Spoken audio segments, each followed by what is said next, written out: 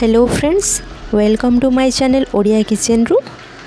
आज गोटे बढ़िया जिनस एक्चुअली बनैबा। कौन बनैबा कहले मुझे कहीदे चूड़ा उपमा बनैबा। एते टेस्टी बनी थिला, आपण माने निश्चय ट्राए करेंगे। आ नेक्स्ट टाइम ना घरे भी सब लोग कहे एमती बनैबा बोली। तो चलतु रेसिपी माने आरंभ करिबा। सबुठु प्रथमे एठी मु चीना बादाम को भाजी दूची।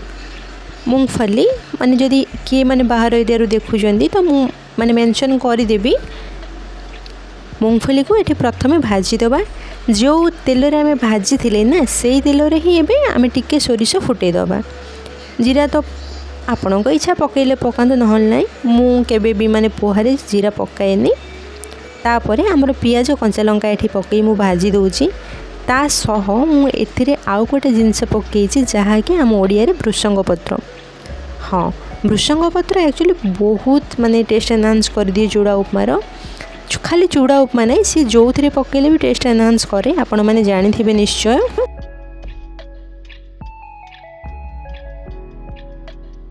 तो एठी भृषंग पत्र मु पकईकी भाजी देइछि। भाजी देला परे आपण जहाँ आपण पसंदर वेजिटेबल्स एठी नहीं जिबे। मु खास करी चूड़ा उपमा रे आलू आलू टिके पकाए ही पकाए। मते चूड़ा उपमा रे आलू बहुत पसंद। तो मु आलू पकईछि। आउ हमर बीन्स टिके गाजर टिके नेछि।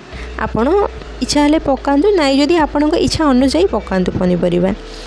लूण टिके देइछि आउ हळदी गुंड टिके देइकी आमे आलू आउ परिबा को सिझिबा को छाड़ी दबा। घोड़े घोड़े टिके भाजीबा।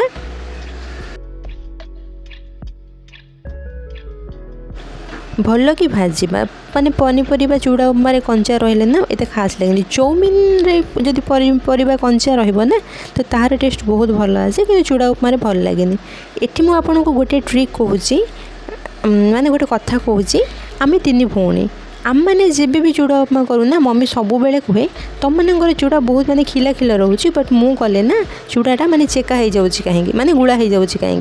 तो तार ट्रिक एठी है आपड़ जो चूड़ा धोउचंती से ना माने एकाथरे धोईकी छाणिकी गोटे अध घंटा 15 मिनिट बेले बेले माने रखी दियंती। सेमती जमा करेंगे। धोइले पानी छाणीदेले गोटे 5 मिनिट पर ताको सांगे कि माने उल्टे देवे टिके। स्पून मारे किसी भी, बस एमती टिके टिके झाड़िला भली कर ताको उल्टे देवे। माने चूड़ाटा हमर खिला खिला हो जिवो। सेमती 2-3 थर कला बेलू आपणकर चूड़ा जमा भी लागबनी। आ एठी देखंतु माने मसला मसली जहाँ मु टिके अल्प किसी पकईबार थिला पकई देछि। आ पकई देला परे सब गुड़ा को भल से मिक्स कर दबा। आ एंड रे एठी गोटे जिंस ऐड करिबा जहाँ कि आहुरी माने ता टेस्टा को बढ़ाई दबो। सेटा होछि हमर लेंबू रस। जदि चूड़ा उपमा करूछन ना तो लेंबू रस टिके निश्चय ऐड करेंगे। जदि आपन लेंबू रस माने ऐड करने को चाहू ना तो टमाटो देवे। केते बेले देवे जिते बेले पनीपरिबा आपन भाजुचंदी सेई टाइम रे ही टमाटो भी पकई देकी भाजी देवे। टमाटो भी जेमती कंचा रहिबनी हैला।